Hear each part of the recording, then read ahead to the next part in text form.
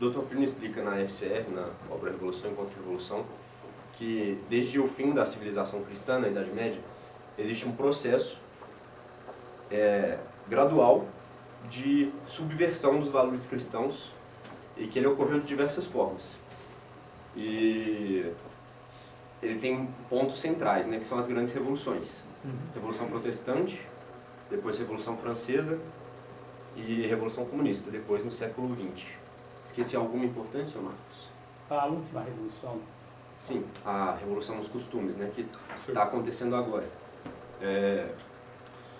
E a Revolução e Contra-Revolução é essencialmente a luta entre o bem e o mal, no sentido de que o mal quer perverter aquilo que é bom, que é a ordem cristã da civilização, né, das coisas. E nós estamos aqui para exercer a Contra-Revolução, que é evidenciar o mal na Revolução, mostrar para o mundo e lutar na sociedade temporal contra isso. Alguém quer acrescentar algo? A revolução, ela faz parte dos planos de Satanás para perder a humanidade. A contra-revolução, ela vem sendo liderada por Nossa Senhora, por meio de aparições, por meio do grupo, das pessoas que permanecem fiéis à igreja mesmo nesses momentos. E é um processo que se desenvolve tanto dentro da igreja, quanto também na civilização. Tá bem. Vamos contextualizar. Igreja aqui é a Igreja Católica no seu conjunto. Não é a nossa paróquia, não é a Arquidiocese de Belo Horizonte, é a Igreja Católica no seu conjunto e a Contra-Revolução no seu conjunto. É o capítulo 12º do livro, porque o Dr. Plínio fez 12 capítulos explicando o que é a Revolução. Depois ele fez 12 capítulos explicando a Contra-Revolução. Nós estamos no 12º. A grande meta da Revolução é a destruição da Igreja e da civilização católica. A Revolução não tem apenas uma meta menor, seria estabelecer, mas vamos imaginar, meramente uma certa igualdade social, como o comunismo quis fazer social, não, econômica. Ou como a Revolução Francesa quis fazer uma igualdade social. A meta da Revolução é muito mais vasta do que isso. Ela quer exterminar a Santa Igreja Católica Apostólica Romana. E esse fruto da Igreja, que foi a civilização católica, que floresceu quando? De uma maneira perfeita, vamos dizer, pelo menos mais perfeita até hoje, que foi a Idade Média. Esta revolução de hoje, que visa o homem, a revolução woke, que passa no homem a hierarquia que há entre o homem, que Deus criou, não é? Inteligência, vontade, sensibilidade. A partir da revolução, chamada Revolução da Sorbonne, 1968, é a tendência de inverter. A inteligência jamais não vai iluminar, a vontade não vai mais guiar, mas é a sensibilidade. Aí vocês veem, abre o celular, o que é aquilo ali? Aquela lista de solicitações, aquela lista de solicitações que a pessoa tem hoje, de vídeo, de tudo mais, ela obedece a quê? A inteligência ou a sensibilidade? O que ela está dando prioridade?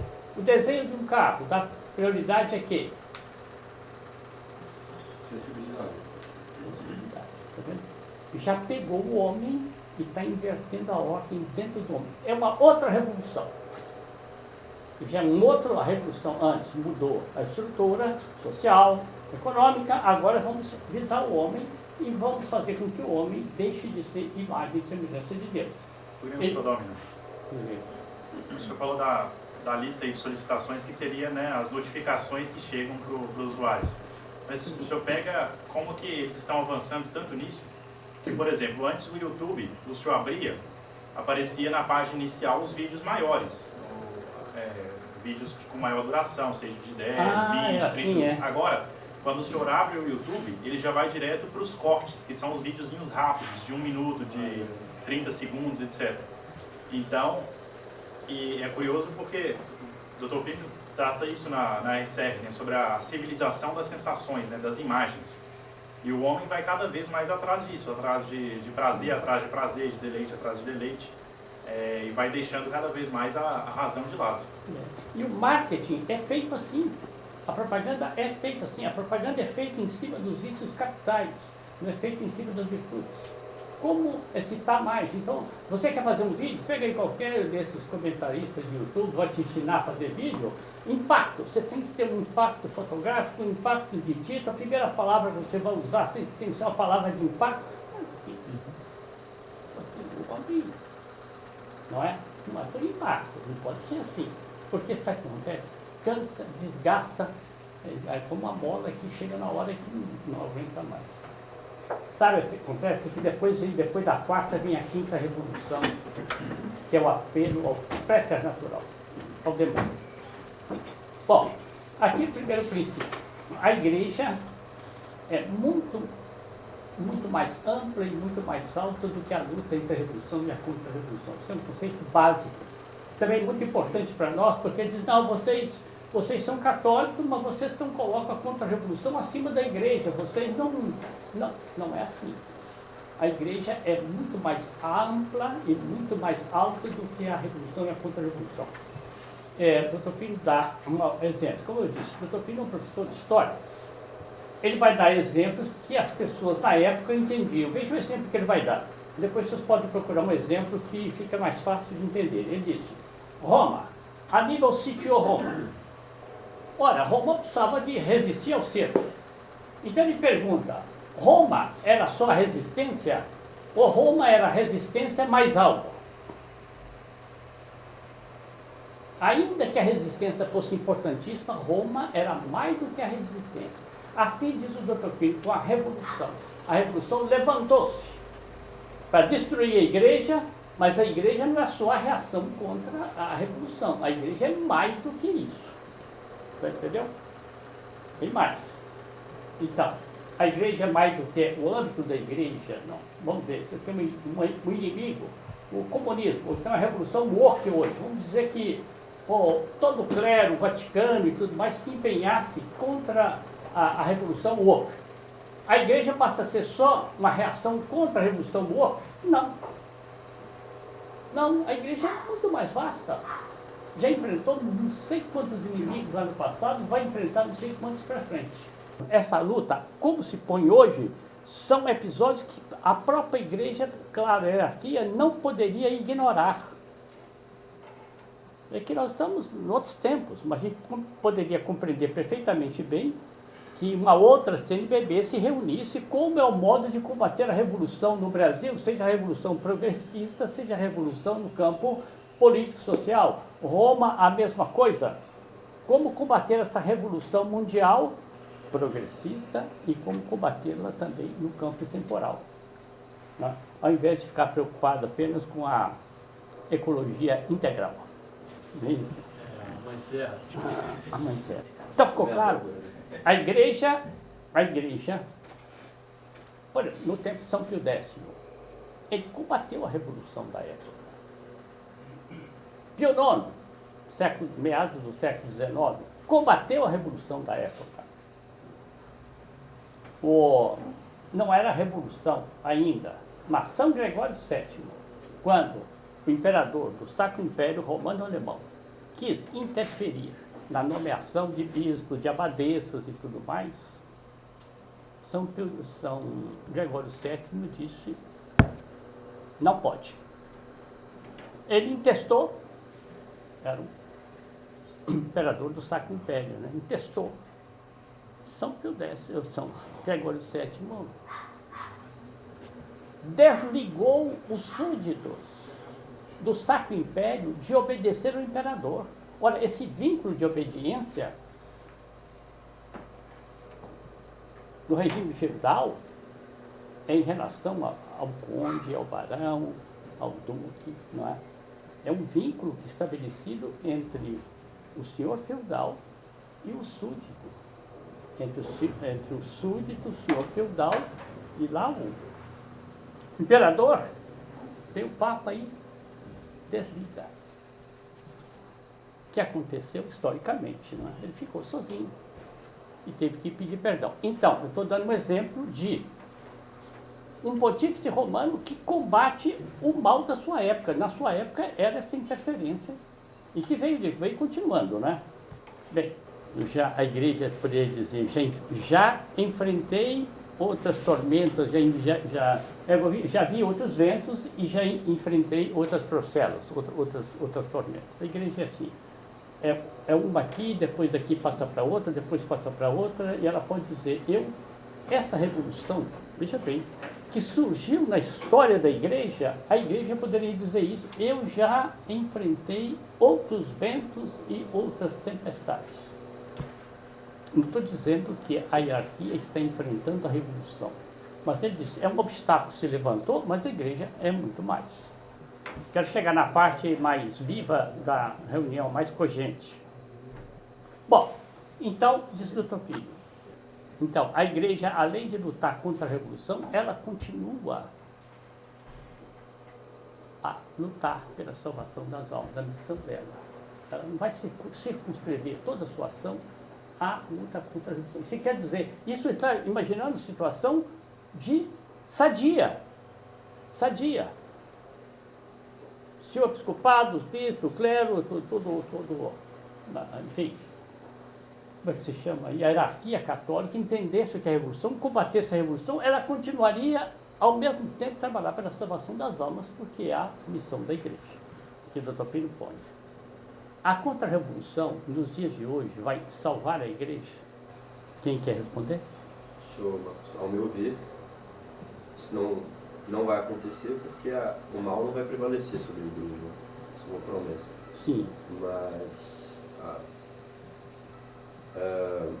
a contra-revolução ela está a serviço da igreja, que é a igreja de fato. Nós não estamos lá para salvar, mas só para reentronizá-la, talvez, ou algo do tipo. É isso mesmo, é isso mesmo.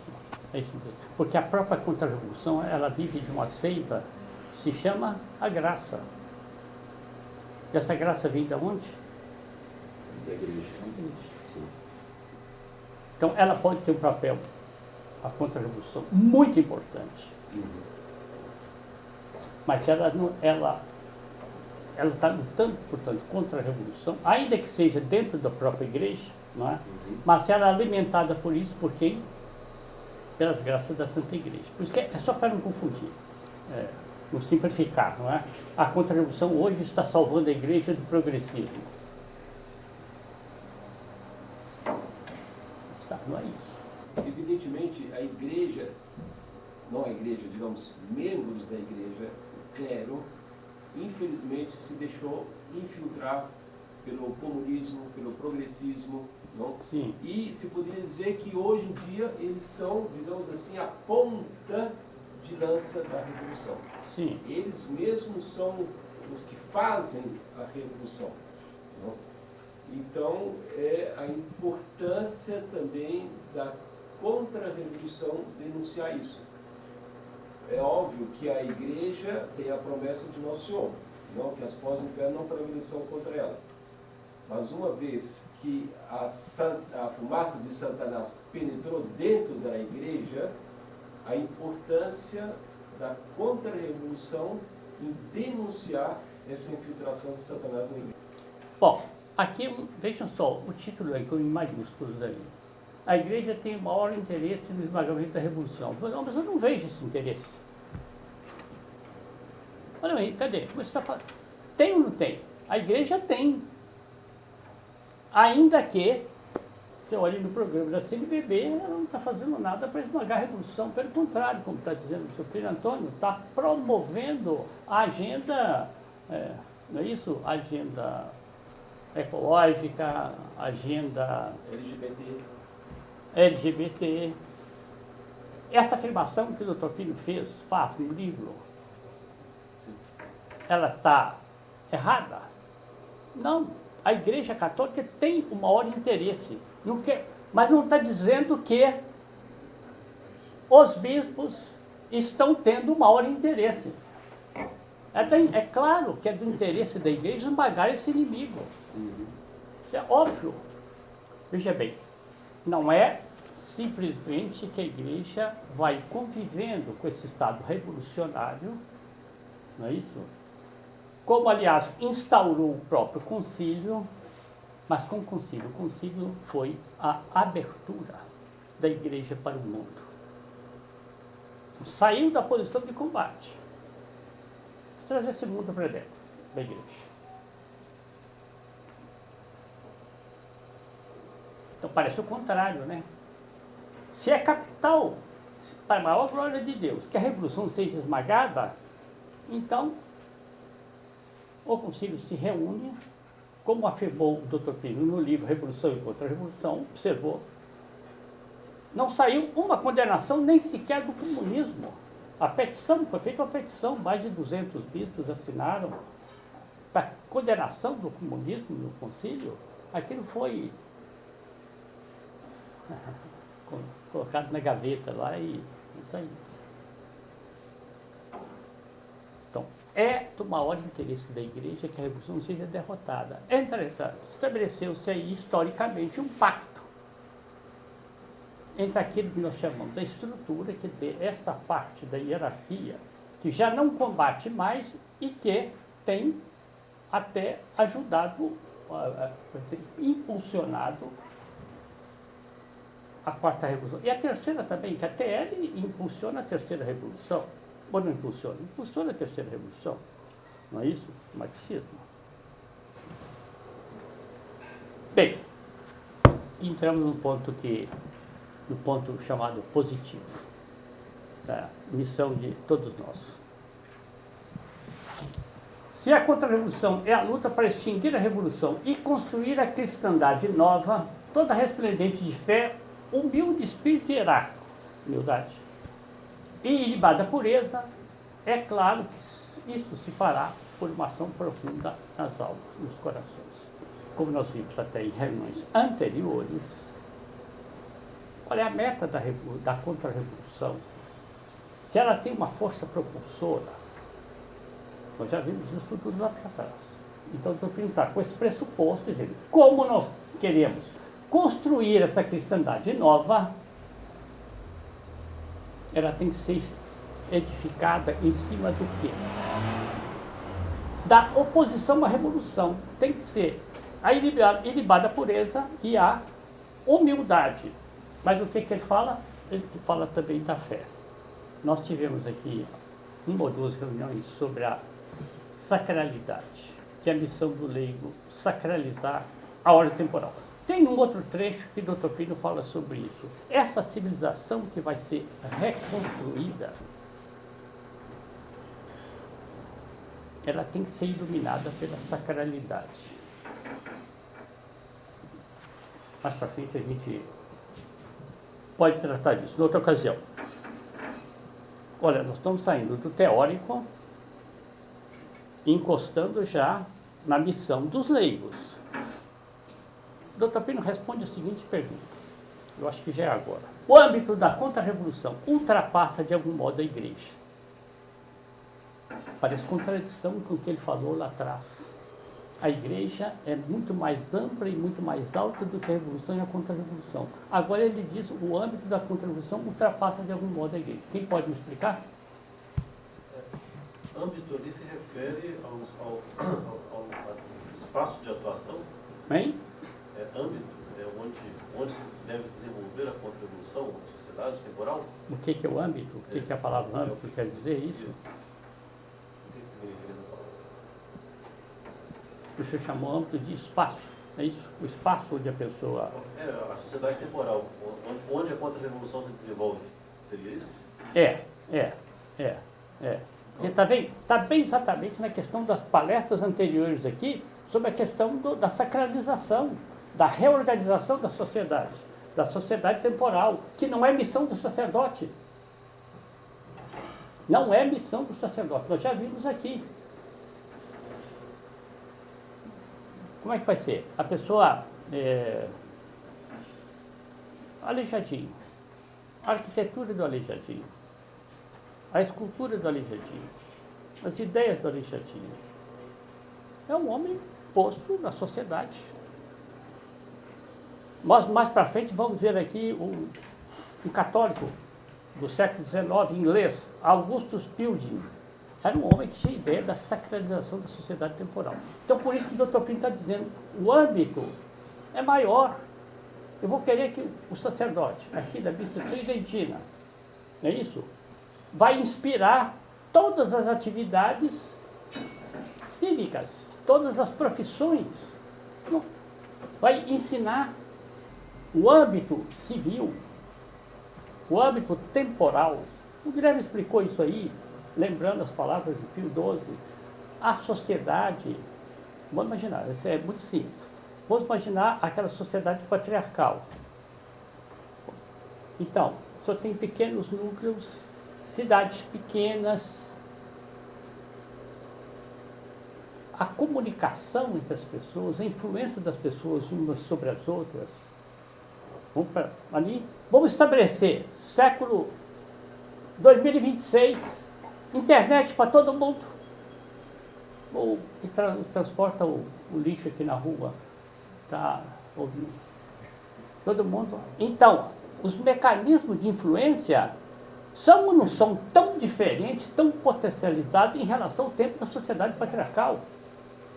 Entenderam? Então, a partir daí, surge a nossa missão. Se o mal está arquitetando para usar todos esses recursos, todas essas leis, nós, contra a revolução, é necessária. E aí escapa da função do clero, entendeu? Ultrapassa. Então, não estamos comparando, não estamos afirmando que somos mais nada. É uma questão de especialização. Nasceu a necessidade dessa especialização. Convidaria a ouvir a palestra do Guilherme, eu reouvi, acho que tem outras aí também sobre isso. Porque o que acontece? Uma vez que a revolução colocou essas leis que governam a humanidade, que influenciam as pessoas, ela tem a posse disso, ela tem o conhecimento disso, era preciso que, e Nossa Senhora chamou, a contra-revolução, para conhecer essas mesmas regras e, com o auxílio da graça, potencializar. Então, o Dr. Plínio sempre afirmou, quando a TFP saía à rua com os estandartes, com as capas, aquilo dali era um convite poderoso. Vocês não viram esse espetáculo. Para quê? Para medievalização. Poder dos símbolos. Quem é que está criando o símbolo? Sociedade temporal. Então, é a missão, senhores, é preciso acordar. Wake up, acorda. Essa é a verdadeira contra-revolução, o work aí, do despertar. Né? É muito bonito. Tem aí as palestras que já foram feitas aqui, e tem aquelas que eu estou planejando, sempre aqui tem um plano para que os jovens colaborem nas reuniões. Né? Pio XII, na encíclica dele, ele vai tratar, até matematicamente falando, os padres não dão conta de fazer tudo. Ele fala exatamente o que você está dizendo, matematicamente falando, quer dizer, a sociedade expandiu, escapou. O senhor pega Belo Horizonte, a arquidiocese tem 650 padres aproximadamente. Isso, contando a região metropolitana toda, vai dar mais ou menos 5.800 fiéis para cada padre. Que padre que vai atender isso? Impossível. Nem se eles quisessem, né? Primeiro que a maioria não quer. Segundo, nem se eles quisessem era possível. E aí que entra então a função dos leigos, que é própria dos leigos.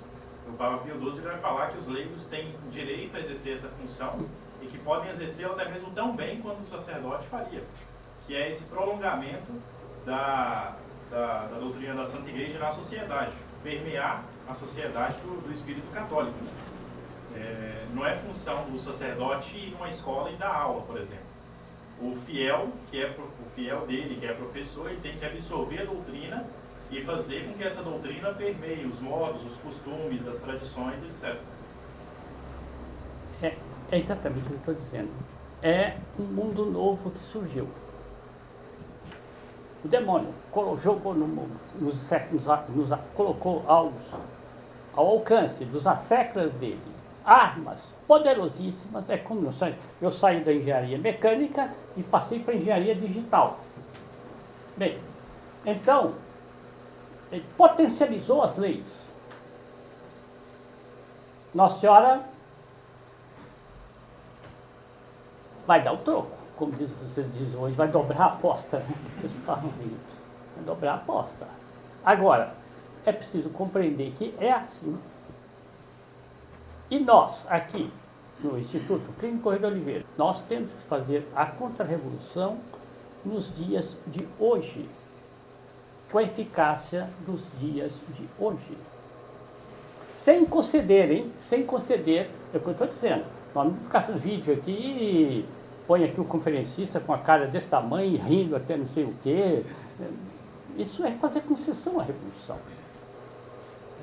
Acrescentando o que o senhor disse sobre que a Revolução ela descobriu a arma do símbolo, né, de como usar o símbolo para Também, pegar. Então, a emissão da contra-revolução com o auxílio da graça, mostrar os bons símbolos, né, os símbolos católicos, contra-revolucionários, para também fazer na sociedade temporal a contra-revolução. É um aspecto, o símbolo é um aspecto. É um aspecto. Sem dúvida, muito importante. Símbolo Muito muito importante. nas tendências, né? Isso, exatamente. Muito importante. Bem, ficou claro então a questão do ultrapassar aí. Ultrapassar não é o âmbito ultrapassa, não quer dizer que é mais, mas é diferente, é uma especialização que é própria do leigo e que com o desenrolar da Revolução, vamos dizer, o desabrochar negro da Revolução, ficou muito mais importante ter essa ação contra-revolucionária. Aí, doutor Plínio, é condição de modernidade. Na época se usava a palavra modernidade. Moderna, a igreja moderna, não foi moderna. Então, o doutor Plínio está dizendo aqui, sadia modernidade. Conhecer essas coisas e aplicar. Vou repetir. Se nós compreendermos bem e depois soubermos traduzir isso, a gente não dizia antigamente traduzir em miúdo. Quer dizer, traduzir em exemplos. Essa obra do Augustus Pilding, ele compreendeu o nexo da Revolução, compreendeu mesmo. E depois ele pegava uma arte da Renascença. A Renascença, você sabe, é a Renascença muito endeusada por todo mundo. Só que a Renascença tirou a sacralidade das pessoas e passou para as pessoas humanas. Ora, isso aí é um down, isso é uma descida. Voltou lá para uma perfeição natural que não conduz para Deus. A ordem social, né, na Idade Média. Clero, nobreza e povo. Eu sempre explico, povo na Idade Média não é proletário. Isso não existia. São os oprimidos, senhor. Hein? São os oprimidos. É a base da pirâmide que era explorada constantemente pela nobreza e o falta clero, só que pegar a o- custa dos é. impostos cobrados. Ele está falando isso porque Falta tem esclarecer. foi projetado aqui um desenho feito por um progressista aí, por um comunista aí, e que põe a pirâmide assim, né? E põe os Não, embaixo vem plebe e escravos. E plebe e escravos, Depois vem exatamente, é. Nobreza e opressores. Isso. Aí por último vem rei e igreja. Uma coisa assim, né? Não, e punha inclusive o rei acima do Papa, né? Emendando nesta reunião, porque uma vez que a Contra-Revolução tem uma missão que ultrapassa o âmbito eclesiástico, né? Não supera, não é mais importante, não vamos confundir as palavras. É preciso o quê? Que o leigo, então, que haja movimento para explicar o que é essa ação do leigo. Uma das ações chama-se sacralizar a ordem temporal. Só essa palavra ordem temporal, acho que ninguém nem mais entende o que é isso aí, o que é sacralizar a sociedade. Sacralizar, o que é sacralizar a sociedade? Só precisando aí, quer dizer, o pontífice romano tem as duas chaves. Essa chave de ouro é esse poder direto sobre todos os fiéis, tudo aquilo que se relaciona com a igreja. Depois ele tem a chave de prata, que é um poder indireto na sociedade. Então, por exemplo, está bem abdicado disso daí. Mas o Brasil vai aprovar aqui o divórcio, como aprovou em 77, o pontífice romano, perfeitamente, dentro da sua missão, uma vez que aquilo ali, aquela atitude temporal vai afetar na salvação das almas, interferir. Não pode proibir, não consegue proibir. Você pode, por exemplo, uma ação direta do poder espiritual sobre o temporal, ela vai falar assim, ó, os deputados que votarem a favor do projeto de lei que vai legalizar o aborto estão excomungados. É isso. Comunhão formal para eles. Agora, por exemplo, quando foram construir aí a chamada ponte Rio-Niterói, não é? Que a CNBB costuma muito fazer, né? Estão dizimando os índios, estão entrando no temporal, mas é uma ação do Estado. Não estou dizendo que o Estado fez bem em fazer isso, que ela superpõe, não é isso. Mas é uma ação que o Estado tem o seu poder próprio e aquilo não está afetando não vai afetar a salvação das almas. Então, nesse ponto aí, cabe aos leigos. Bem, isso aqui é uma reunião, não vou tratar hoje. Acho que aqui essa primeira parte que nós devíamos ver, não sei se ficou clara, e depois não é só se ficou clara, é uma coisa diferente. É se caiu uma ficha. É difícil cair essa ficha porque nós, de tal maneira, fomos criados, o design das casas, o design dos carros, o design do computador, o design do celular, o design da escola, o design das igrejas, entendeu? Tudo isso ficou revolucionário. A própria corrupção dos costumes, né? Como? A própria corrupção dos costumes. Então, fomos criados aí, que a pessoa quando fala assim, mas isso aí não tem volta atrás. É um rato de laboratório, digamos assim. Hein? O pessoal usa a expressão rato de laboratório, porque existe todo um ambiente que já foi criado pela Revolução para justamente produzir essa mentalidade nas pessoas.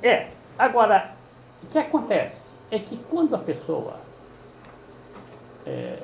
recebe essa graça que está sendo dada aí, a meu ver, à geração Z, talvez a outras, uma graça de percepção das coisas, ele começa a ver, mas então tem uma missa mais bonita, tem uma missa que sempre celebrou, vou lá ver como é que é isso.